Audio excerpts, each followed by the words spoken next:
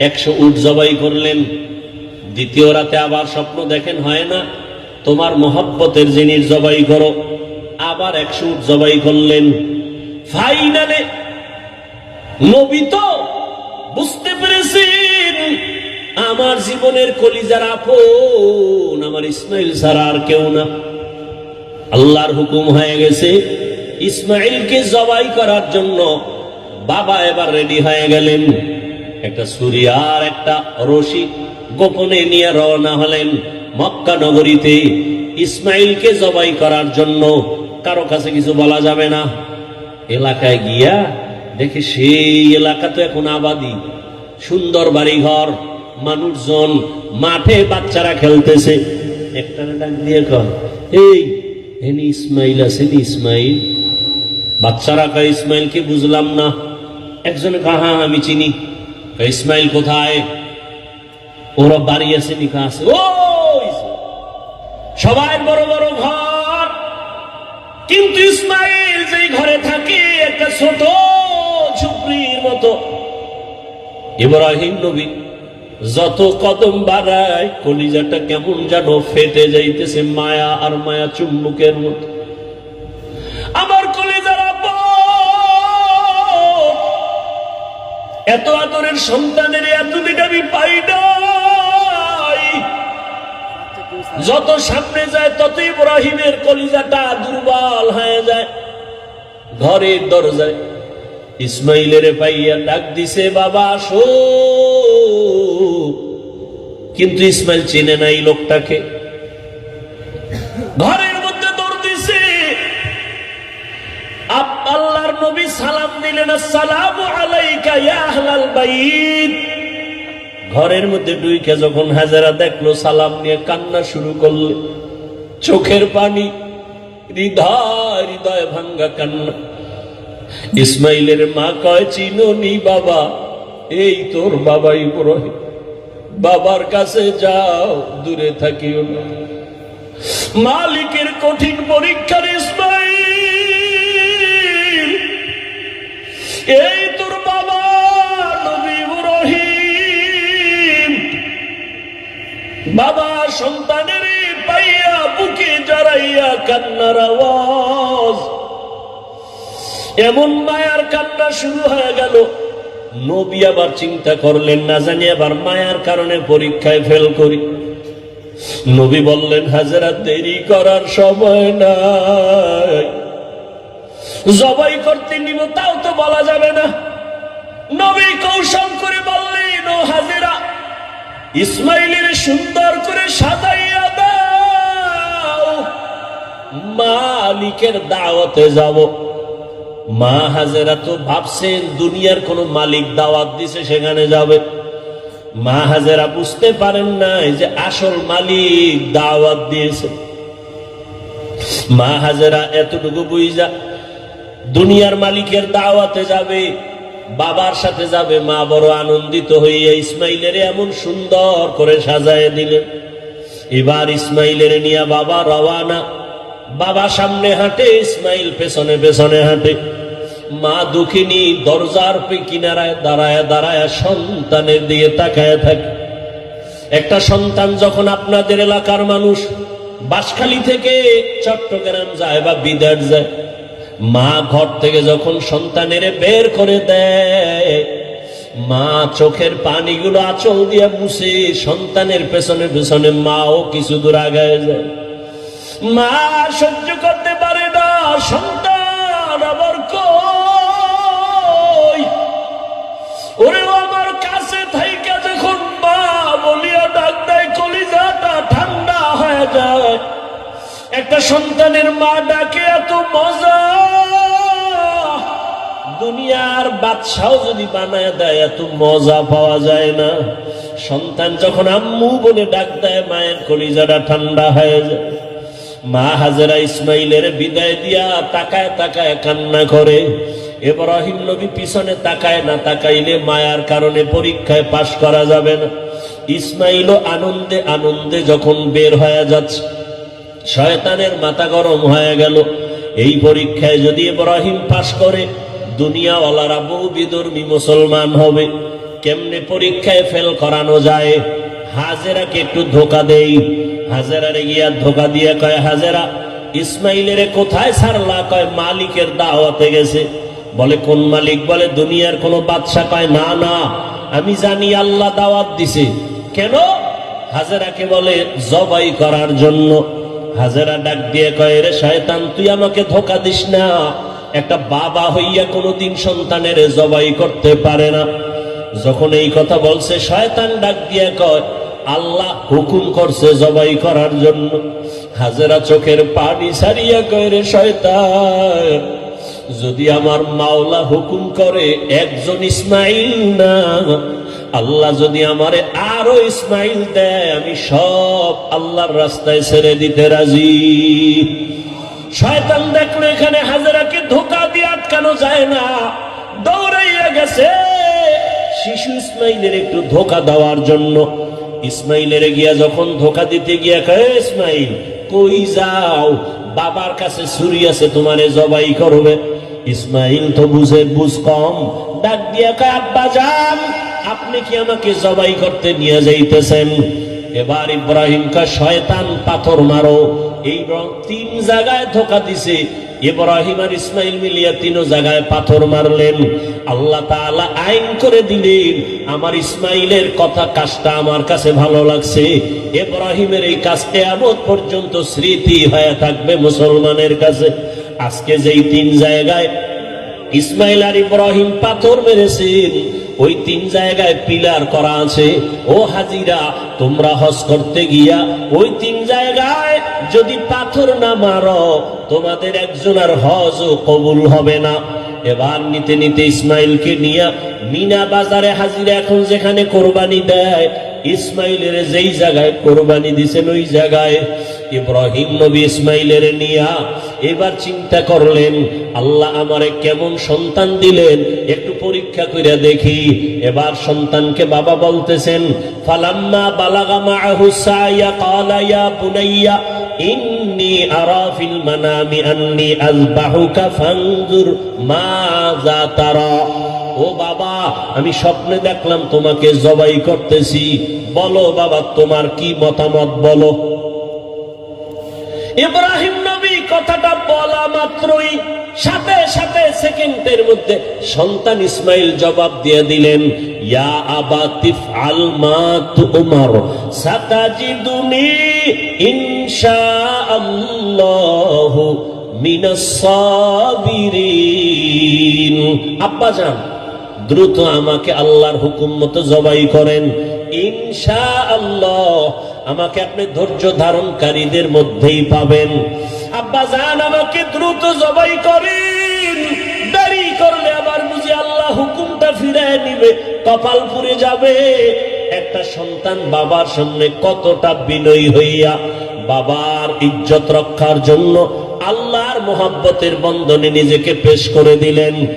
তবে ইতিহাসবিদরা লেখেন, ইসমাইল একটু কান্না করে বলছেন, বাবা জান, আপনি যদি এই কথাটা আমাকে একটু বাড়ি বসিয়া বলতেন, আমি আমার দক্ষিণী মায়ের থেকে একটু চির বিদায় নিয়ে আসতাম। কারণ 6টা বছর আমার মা আমার এত কষ্ট করে লালন পালন করে বড় বানাইছে। এই 6টা বছর পানি নাই, খানা নাই, আপনিও আইসা দেখেন নাই। আমার মা আমার মুখে জিহ্বা দিয়ে আমার পেটের ক্ষুধা নিবারণ করেছে। আমার মা পাগলনির মতো দৌড়াদৌড়ি করেছে। ও আব্বা জান, বাড়ির মধ্যে বসে যদি বলতেন আমি একটু মায়ের থেকে বিদায় নিয়ে আসতাম, পারি নাই, দুঃখ নাই বাবা, আমাকে এখানে জবাই করিয়া আমার রক্তমাখা পোশাকটা মায়ের কাছে নিয়ে যাবেন। আম্মা জান আমাকে না দেখা যদি বলে আমার ইসমাইল কই,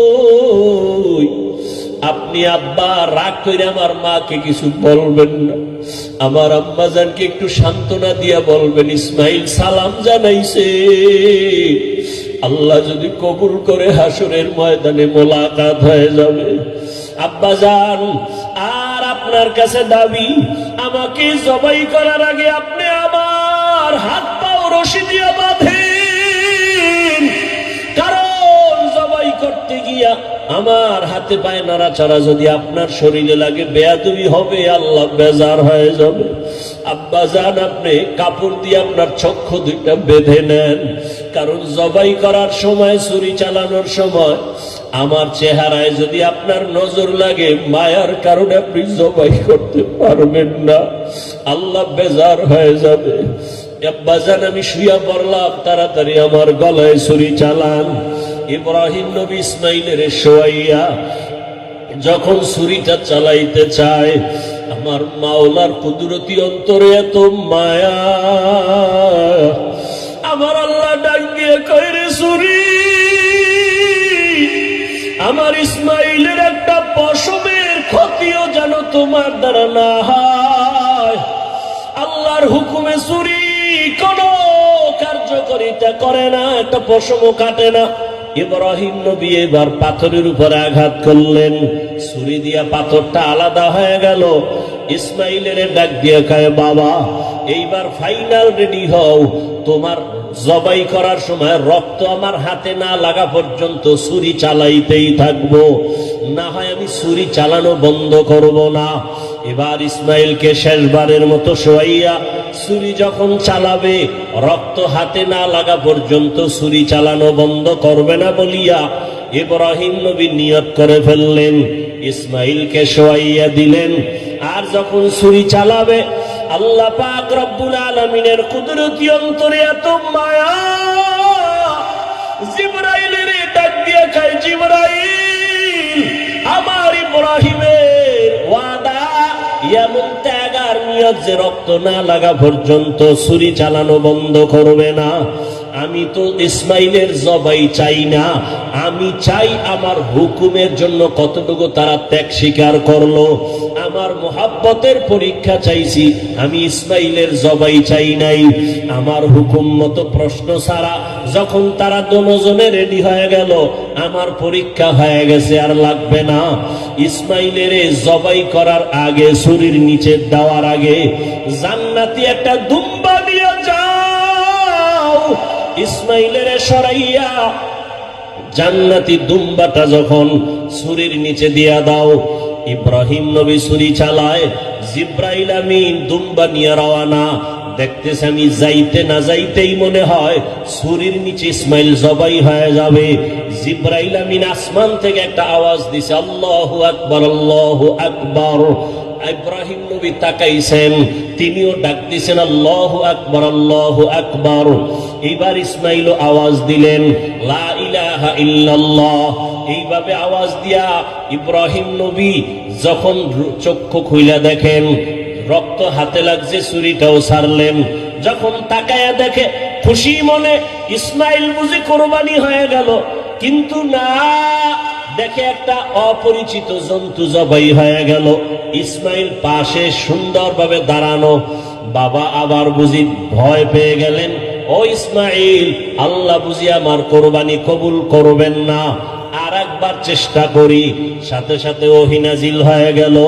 আল্লাহ কয়, ওয়ানাদাইনাহু আইয়া ইব্রাহিম কদ সাদ্দাকতার রুইয়া ইন্না কাযালিকা নাজজিল মুহসিনিন। ইব্রাহিম, তুমি আমার পরীক্ষায় পাশ করছো। হাজেরা কাঁদতেছে ইসমাইলের জন্য, জলদি করে যাও। বলে আসো মালিকের দাওয়াতে যাই, মালিকের থেকে কি হাদিয়া নিবা?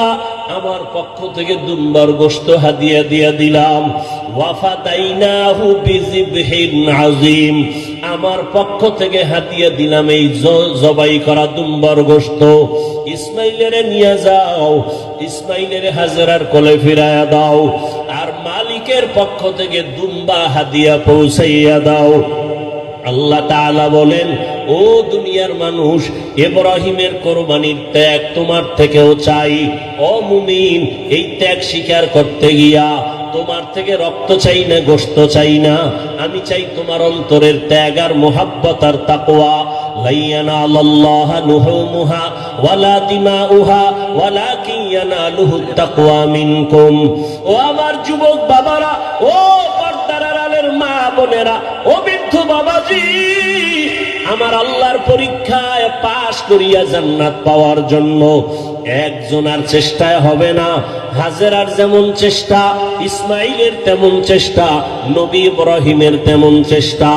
একটা ঘরের ভেতরে একটা জান্নাতি পরিবেশ তৈরি করতে হলে বাবারও এক মন হতে হবে, স্ত্রীকেও এক মনওয়ালা হতে হবে, সন্তানেরও মতামত এক থাকতে হবে। স্বামী আর স্ত্রীর মন আর মতামত যখন এক হবে, সন্তানের মতামত যখন মা বাবার মতের সাথে মিলিয়ে যাবে, ওই সন্তান ওই সংসারে শান্তি আসবে, আল্লাহ রহমতের বাড়ি দ্বারা বর্ষণ করতে থাকবেন।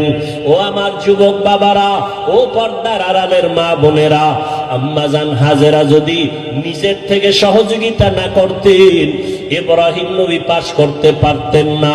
ইসমাইলও যদি বাবার কথায় একমত না হইতেন, পরীক্ষায় পাশ করা যাইত না। অতএব যারা মা আছেন, আপনার সন্তানটাকে আপনি ডাক্তার বানাবেন, ইঞ্জিনিয়ার বানাবেন, তবে আদর্শবান বানায় যান, বেয়াদব যেন না হয়। সন্তান কখনো যেন আচরণ দিয়া আপনাদের কষ্ট না দেয়, সন্তানের আচরণে যেন শিক্ষক কষ্ট না পায়, সন্তানের আচরণে আলেম ওলামা মুরব্বীরা যেন কষ্ট না পায়। আদর্শবান ডাক্তার হলে সন্তানটার সম্মান আল্লাহ বাড়ায় দিবেন। মা বাবার একমত থাকতে হবে, নিজেদের আদর্শ সুন্দর করতে হবে। ও আমার যুবক বাবারা, আমি এতক্ষণ বয়ান যা করলাম একবারও কিন্তু বলি না স্কুল কলেজ বাদ দিয়া মাদ্রাসায় যাও, আমার মতো টুপিওয়ালা হও। বরং আমি শেষ বেলায় বলে গেলাম, তুমি ডাক্তার হও, ইঞ্জিনিয়ার হও, প্রফেসর হও, স্কুল কলেজে বড় কোনো বাধা নাই, তবে বেয়াদবি করবা না। মা বাবার দোয়া নিও, শিক্ষকের দোয়া নিও, ওলামায়ে কেরামের দোয়া নিয়ে আদর্শ ডাক্তার হইও। মা বাবার সাথে যদি বেয়াদবি করে বরদোয়া নাও, মরার আগে পঙ্গু হয়ে যাবা, কপাল পুড়ে যাবে। শিক্ষকের সাথে যদি বেয়াদবি করে বরদোয়া নাও, লেখাপড়ার জীবন থেকে ধ্বংস হয়ে যাওয়া। আলেম ওলামার বরদোয়া নিয়ে যদি চলো বেয়াদবি করো, তোমার চরিত্র নষ্ট হয়ে যাবে। এই তিন জায়গার দোয়া নিয়ে চলিয়া ডাক্তার হও, জীবন সফলতার দরজা খুলে দিবে। তুমি ইঞ্জিনিয়ার হলো, তুমি সফল ইঞ্জিনিয়ার হবা, দুনিয়ার সবাই তোমাকে মোহাব্বত করবে, সম্মান করবে। ও আম্মা জানেরা, আপনার মতো কত মা এখনো আছে আদর্শবান, স্বামীর মাল হেফাজত করেন, মোবাইলে সময় নষ্ট করে না, সন্তানগুলোকে আদর্শওয়ালা বানানোর চেষ্টা করে, স্বামীর মাল হেফাজত করে, 5 ওয়াক্ত নামাজ পড়ে, পর্দা করে। আম্মা জানেরা, আপনারা কেন পারবেন না? এখনো সময় আছে, তওবা করে নেন। ও আমার যুবক বাবারা, তোমার মতো কত যুবক স্কুল কলেজে পড়ে নামাজ ছাড়ে না। মনটাকে প্রশ্ন করো, তুমি কেন পারো না রে বাবা? তোমার কপালে কার বরদোয়া লাগছে? এখনো সময় আছে, তওবা করো। তোমার মতো যুবক RAB, army, police, BDR, OC, DC SP 5 ওয়াক্ত নামাজির অভাব নাই, বলো তুমি কেন পারবা না? এখনো সময় আছে, তওবা করে নাও। মনে মনে আল্লাহকে বলো, আল্লাহ, দুনিয়ার রং তামাশায় পড়িয়া, মনের খাহেশ মিটাইয়া, মনের শখ মিটাইয়া কত গুনাহ করেছি। মনে চাইছে নামাজ পড়বো না, পড়ি নাই। মনে চাইছে দাড়ি কাটবো, কেটে ফেলেছি। মনে চাইছে পার্কে যাব, পার্কে চলে গেছি। ও আল্লাহ, শখে শখে গুনাহ করে ফেলেছি, আর কত শখ করিয়া গুনাহ করব? কোন দিন মরণ হবে জানা নাই। কত যুবক রাস্তায় গাড়ি চালায়, নামাজ বাদ দেয় না, আবার হঠাৎ করে কত যুবক বুকে ব্যথা উঠা মরিয়া যায়। আজকে থেকে তওবা করলাম, আর নামাজ ছাড়বো না, বেপরদায় চলবো না, মা বাবাকে কষ্ট দিব না। ওলামায়ে কেরামের দোয়া পরামর্শ নিয়া, শিক্ষকের দোয়া নিয়া, মা বাবার দোয়া নিয়া, নবীজির আদর্শ মতে চলবো। তওবা করার মতো যদি কারো অন্তর তৈরি হয়, মুনাফিকি যদি না থাকে, খাঁটি তওবার নিয়তে দুটো হাত আল্লাহকে দেখাইয়া দাও। আয় আল্লাহ, হাতগুলো কবুল করে নেন, তওবা কবুল করে নেন, আদর্শওয়ালা মানুষ বানায় দেন, নবীর আদর্শে চলার তৌফিক দান করেন, মা বাবার দোয়া নেওয়ার তৌফিক দান করেন, শিক্ষকের দোয়া নিয়া, উলামায়ে কেরামের দোয়া নিয়া চলার তৌফিক দান করেন। আমিন। আলহামদুলিল্লাহি রাব্বিল আলামিন। ওয়াসসালাতু